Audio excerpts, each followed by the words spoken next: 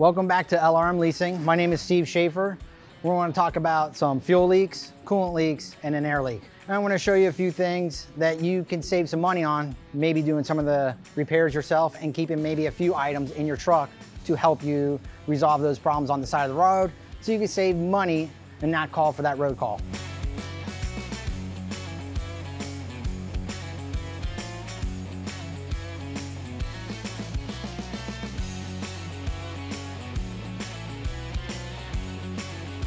So behind me, I have a Freightliner Cascadia with a DD15 engine, which most of you guys all have, and that's a newer truck. I want to get right into about the fuel leak issue. Usually you always hear that the truck just stopped, like it stopped receiving fuel. You pull off the side of the road, it just cranks, and then you see a big puddle of fluid underneath your truck on the driver's side. So this is what I would be recommending, is that you keep a set with you, like I have here. And what I would do is change it out yourself. There's gonna be a few tools that you're gonna need, a 3/4 wrench, socket and a ratchet, a 13mm and a 10mm to install it. So these are the two high pressure fuel lines. You can see there.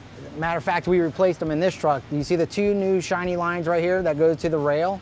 So these are the high pressure fuel lines that you have right here on top of the fuel rail. You would take those off with a 3/4 wrench, and then right when you get over here, you'll see two bolts here and one here. You would completely remove this one and loosen those, and that'll be a 10mm socket. And then back down here again, another 3/4 wrench to take those off. That will come out.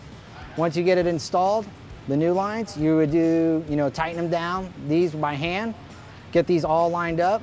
Once you have everything here lined up and secured, I would tighten these first with a wrench, 1/4 turn, and then tighten these down. Prime the truck by using the primer right here. Once it gets nice and hard, fire up the truck.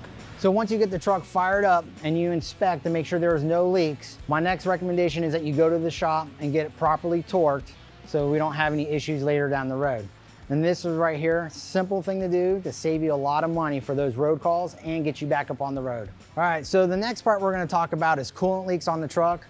I've had customers call saying that they find a puddle, mostly on the driver's side. So I'm gonna show you the most common 3 areas of where it's gonna be leaking. One of them is gonna be right here on the fuel housing, and then the other one right here by the oil module. And then of course, the one right here on the thermostat housing.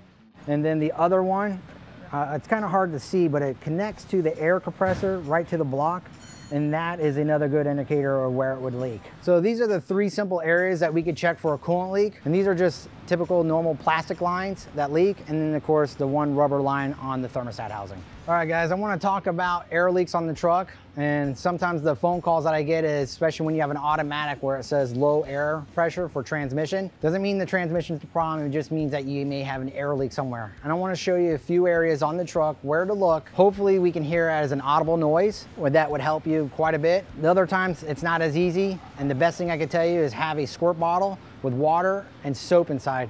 Naturally a truck will leak quite a bit of air, but for the most part, for it to drop as much, usually it's an audible air leak that we can hear. Now, over time, when you let the truck sit and you say, I'm losing air for a few hours, that one you may not be able to hear, and that's where soap and water would help you. And again, I can show you a few spots where to check to look for those air leaks. So one of the things I would check is over here, you have an air compressor.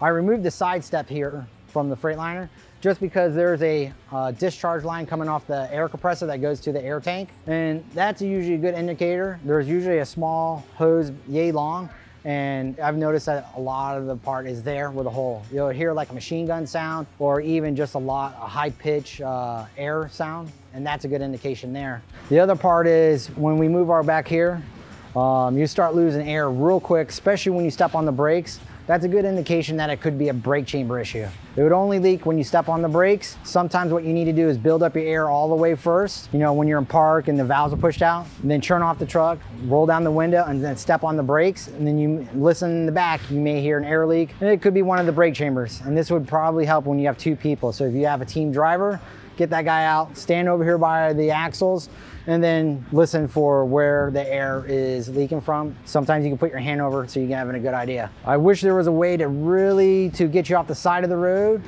This would just help you diagnose it. If you're leaking down air over a period of time, so if you go take a shower, you come back, you notice you lost a lot of air within a few hours, a good indication is I would start looking at my airbags, get the soap and water, hit on the bottom neath of the airbags, which I'll show you back here on the back because it's easier. So what I would do is I would spray right here on the bottom, right along all the way around. And then you're gonna see some bubbling form, and that's a good indication that that's the airbag that's leaking. You mark it off. That's not something that has to be happening right away. At least you can drive to the shop, get taken care of, and go from there. All right, guys, thank you for spending the time with me. I hope these 3 helpful hints with the air, the coolant, and the fuel. If you had any issues with your own or have any questions, I'll be happy to answer them. Please leave me a message at the bottom and subscribe. Have a great day.